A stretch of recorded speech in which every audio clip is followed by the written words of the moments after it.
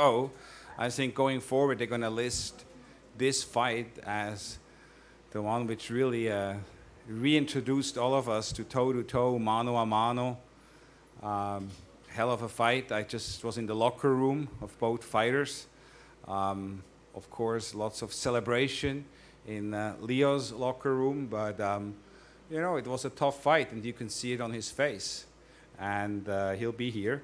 And then I was in Abner's locker room. There's a lot of disappointment, but I tried to cheer him up as much as I could. He's a hell of a fighter. I think tonight he gave it his all. I think it was a close fight.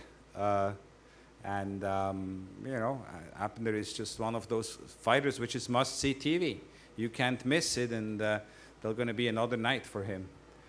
So while we wait for, and then, of course, the Trout fight as well. Trout and Charlo, they left already. You know, and I know that the fight you all want to see is Jared Hurd and Charlo, and I think that's the fight we are going to be pushing for. Give the fans what they want. I think in that particular division, that's the biggest fight to make, and everybody wants to see. So I'm very hopeful that's the fight we're going to see. I talked earlier to the advisor of both fighters, Mr. Heyman, and he is in agreement that that's the fight which should happen. I'd like to ask up here two young fighters. I talked to you guys, you know, while we wait for Leo and Abner. Two young fighters from Santa Maria. I talked to you guys at the final press conference. Some of you met them before, some of you haven't. The Balderas brothers from Santa Maria. Jose Balderas, who had a very good fight, and then his brother, the U.S. Olympian, Carlos Balderas. So you guys fought a great fight. They were not easy styles, but you certainly knew how to handle them. And beautiful body shots there, Carlos. Wow. Always, you know, every fight you show some new weapons, which is really beautiful. So it's nice for all of us to see you progress, and I'm sure become the world champion you will be, and the same, of course, is for you, Rudy. Well done, guys. Any questions? We had a great attendance. I don't know if it was already mentioned, 12,505 people, right? Does that, by the way, include the suites or not? That's basically the people coming through the doors, right? So 12,505. I think it was a great atmosphere. These fans here in LA, they certainly know how to cheer on their fighters, and I can't wait for July the 29th to be, or 28th rather, to be back here with Mikey Garcia and Robert Easter. I think we're going to have another packed house, another sensational fight like the one we saw here tonight. I think LA boxing is back. World champions here in Los Angeles are performing. They know how to entertain the crowd, and I really don't think there's any other place in the country like Los Angeles who loves and supports the sport of boxing. And so it's a pleasure to continue to bring big fights here to the Staples Center. Any questions? Yeah.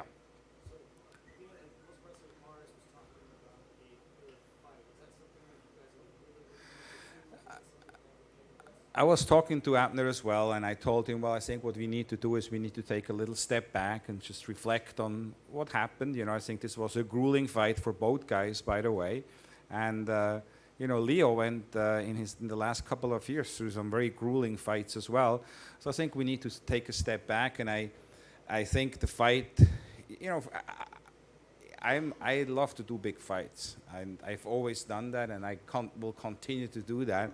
And I think, you know, right now, if you look at the division, in my opinion, the biggest fight to be made, the one I'd like to see the most as a fan, would be Leo and Gary Russell. I think that's the fight the fans want to see. So what I'm going to try to do is to see if it's possible to get that fight done. Right here at Staples Center. I really, man, if I could, I would do a fight once a month at Staples Center. But you know, it's such a busy venue, so we might have to settle for every other month. You like that, Steve? You're gonna have to change your handle back to Staples Kim, yeah, okay?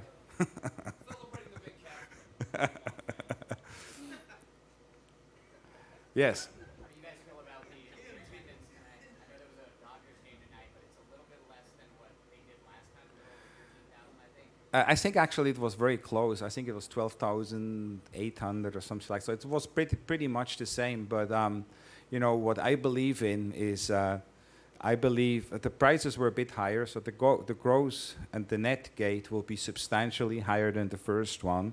I'm not a big fan of comping tickets, so I really like to sell tickets because it's a slippery slope. Once you start giving away large numbers of tickets, the next time people are going to expect it. But when you don't do it, then they know they're going to have, if they want to go to the fight, they're going to have to buy. And so, so I'm very happy with the turnout. I'm extremely happy with the gate here. I'm sure it's going to be well over $1 million. And, you know, you need to, you know, some people said, well, maybe the ring sides were a bit too expensive and so on. Well, okay, but you know, we have to show the world that we can generate big gates here in Los Angeles as well. Because if we can't, then the big fights won't come here. They will go to other places where they can generate big gates.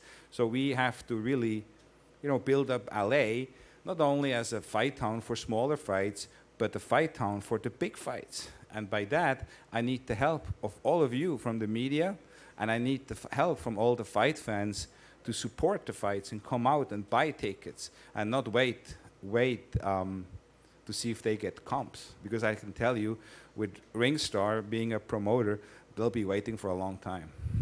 I do not believe, and I never did, whether it comes to tickets or whether if it comes to TV as well, I believe, you know, you charge. The World Boxing Super Series in the 140-pound division seems set from reports today. Is there going to be American TV for that one? Yes. I know you're going to ask me which one, and I'm not going to tell you.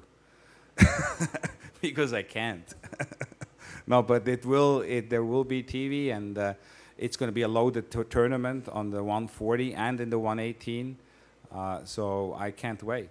I mean, fingers crossed, there is an outside. I mean, you're going to have 2 or 3 world champion in each divisions, but there is an outside possibility to potentially have. And it's not guaranteed. So I just, again, as a fan, it would be unbelievable for both divisions to have all 4 world champions in it. I mean, man, that'd be amazing.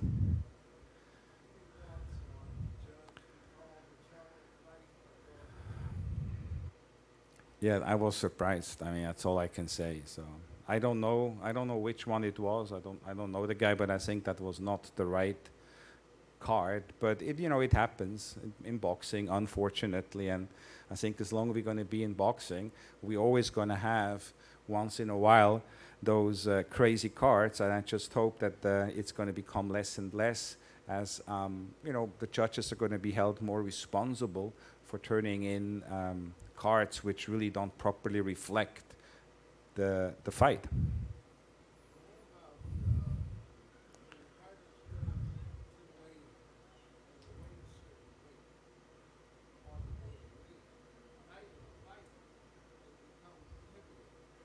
Yeah, that's a very good point. And I know Lance actually Perkmeyer wrote a story about it, and I think some other reporters as well. They had this week a dehydration seminar organized by Andy Foster, who really is doing a hell of a job. He's the executive director of the California State Athletic Commission.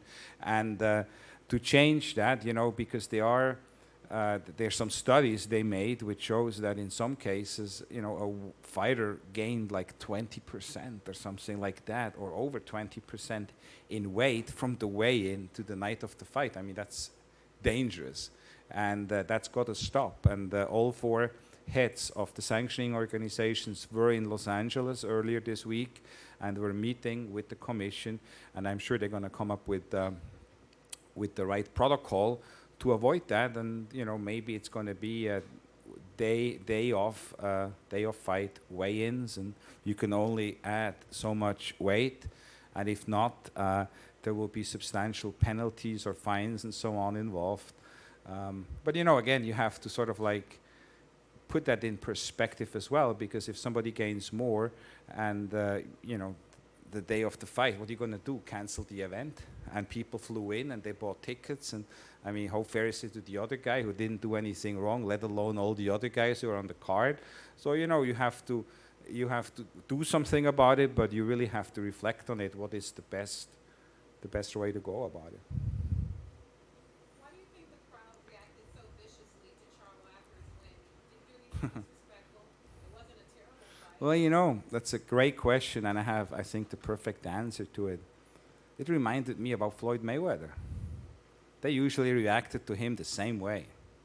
And, in boxing, we have great champions. We have many champions, but we have very few fighters who are able to evoke those kind of emotions in people. Man, the whole Staples Center was booing it. And that's really happened at Floyd fights. And then as Floyd, did more fights and showed how talented and what he is and how great he is, the cheers started to get louder and the boos started to get lower and less. And so I think you're going to see that with the Charlos as well. I mean, they are bigger than life personalities. And in boxing, we need that, we need that. We need personality like that. I mean, I see it with some of my own family members. They says, since Floyd retired, the Charlos are really our favorite fighters now.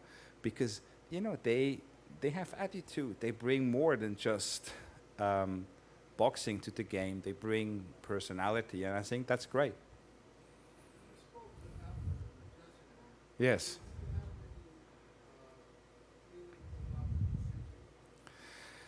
Well, he didn't say like I felt I won, But you have to realize when you fight 12 hard rounds, and it was some great exchanges, that of course there's a level of disappointment there. And I think the biggest disappointment, one thing which he kept telling me in the locker room several times, his wife and his daughter were sitting there, and he kept telling me, look at my daughter, look at my daughter. And that's the kind of guy he is. It really hurt him to see his daughter there in tears, And I then pulled the daughter aside and had a nice talk with her. And Abner and Natalie and his daughter, they're like family to me. And so it was difficult to see that, but I think I made sure that everybody in the locker room were cheering them on. And here is the world champion, the Mexican-American superstar who continued to throw punches in bunches. I mean, at one particular exchange, I was counting, he threw like 15 like a 15-punch combination. It's like unbelievable. So hell of a fight. I know it was a hard fight for you. I know it was a hard fight for Abner. You guys gave it all. You entertained the crowd, and both of you can be very happy, and you have your arm raised as the continue to be the world champion. You're the king of LA. You're the king of the division, the featherweight division. And you certainly keep on fighting the best of the best. And you deserve to be, and in many of the writers you already are, in the pound-for-pound best list. So it's a pleasure to introduce you and give the microphone out to the one and only king of LA, Leo El Terremoto Santa Cruz. Thank you guys for always supporting me and for saying all those nice words about me. I always come here and give my heart out to give you guys a great fight and to do my best. So I'm really happy, glad that you guys like the fight, and I'm just happy. Thank you. Yeah, fighters Mares came out smarter. He was most cautious. He was waiting for me, trying to counter punch me and stuff like that. But like I said, I always have something for that. My dad, he says that whatever style they bring, I have something in response, and that's what we did. We have something in response for that style. And there were times that I didn't listen to my dad because I was trying to please the fans, but but I had to do it. Leo, Abner says he wants a third fight. Yeah. You're 2-0 now. Yeah. Do you think you close this chapter for Well, the people are the one that decide. If the people loved it, if they think that it was a close fight and that Mares could beat me, if they want it, I'll give him the third fight. But I think, I already beat him twice. But like I said, I'll give him the third fight if the people want it. Yeah, like I said, my dad was the real champion. Coming into this fight, he was doing really good and everything. But then the day of the weigh and everything, he got really bad. He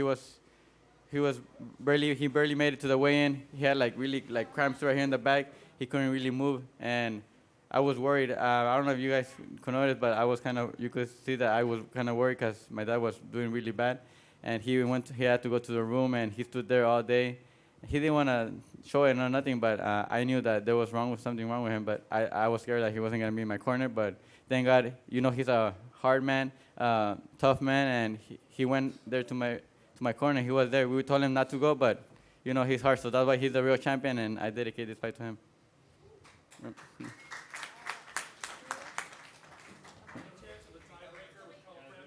Yeah, of course. I want, like I said, if I beat Mares, I won the fight. I want, unified. If not, I want to make the third fight against Carl Frampton. He beat Don Nito Donaire, so we could make the third fight if the people want it. Right here in LA. Yep, of course, here in LA. Yeah. Oh.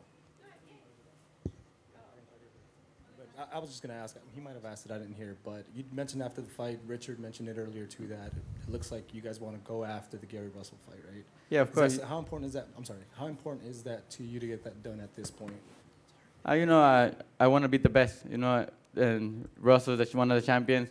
Oscar Valdez, another champion. Welsh, he has beat Lee Selby. So any unification against any of those champions, I'm up for it. I want to prove I'm one of the best. And to do that, I have to fight the champions, unified, and hopefully win all those titles. But, they're promoted, or sometimes the fights can't happen. So we have to move to another fight. But whoever they make the fight, I'm ready.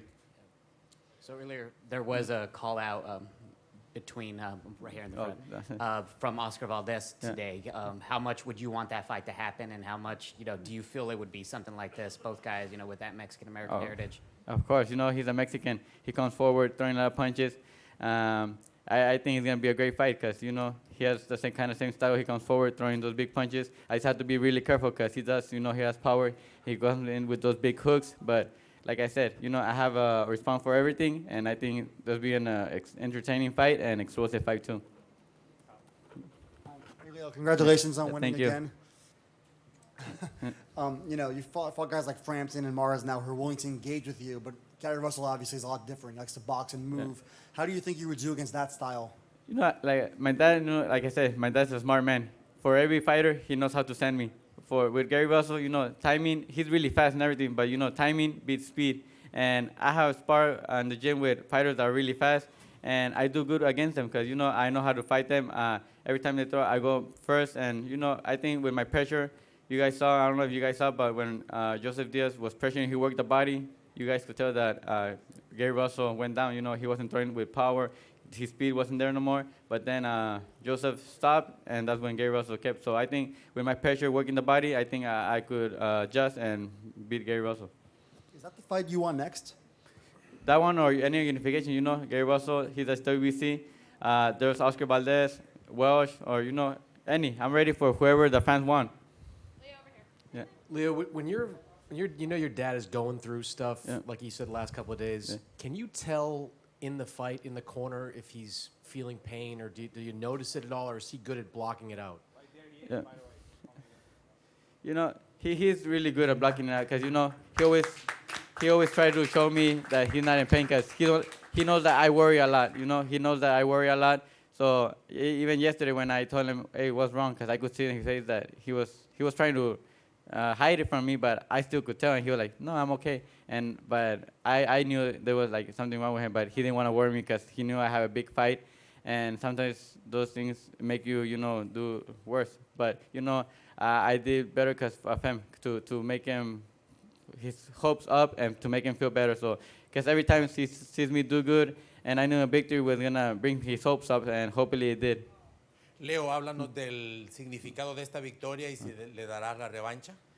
Esta victoria fue para mí muy grande. Era otra que me sigue moviendo mi carrera para arriba. Y si la gente la quiere, podemos hacer la tercera. Yo lo dije, si fue una pelea cerrada y que la gente le gustó, emocionante, por mí estoy dispuesto a dar la tercera o la pelea que venga, lo que sea.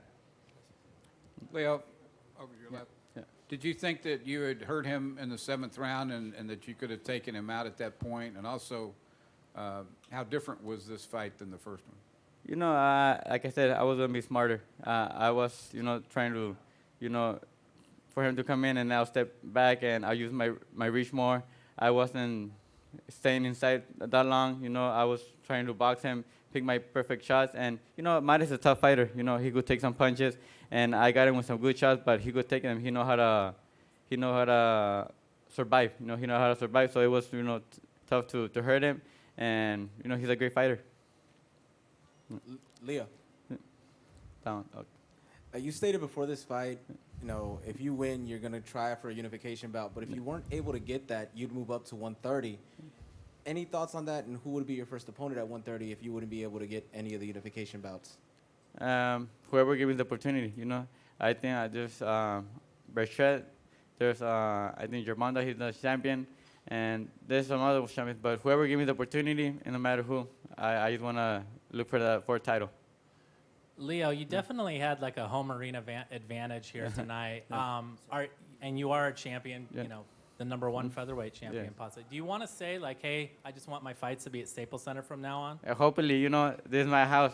If I could have all the fights here, I would love that. But sometimes I want to go and fight for other people too. I want other people to see me. But if all my fights could happen here in Staples Center, I'll be happy. Okay. Thank you. Congrats. Leo, buenas noches. Antes de saludarte a ti, don José, todo mi respeto y mi cariño, y sabe que lo admiro mucho. Gracias por estar con nosotros. Leo, te pregunto algo familiar porque sé que es lo más importante y quizá lo único para ti, la familia. Sí. En porcentaje, ¿qué tanto pesa el haberle dedicado a tu padre esta noche la pelea y que se haya subido contigo? No, para mí es lo más grande. Mi papá ha estado conmigo desde que empecé a boxear. Siempre estaba conmigo ahí, nos íbamos en el bus juntos. Me decía, me pegaba cuando no hacía bien para subir las manos o algo. Que mi papá siempre que esté con mi esquina vale mucho. Yo creo que si no estaba en la esquina no es lo mismo. No es lo mismo estar sin mi papá. Y me dolería mucho si no hubiera estado conmigo y sería como un golpe para mí y aún no sé si sería el mismo. Yeah. Leo. Okay, one more question, and then I want Leo to get some rest and spend some time with his father. I think they deserve to be on their way home. Okay. Leo, Last over question. here, to your right. I want to express to you my personal thoughts and prayers to you and your father. Thank you.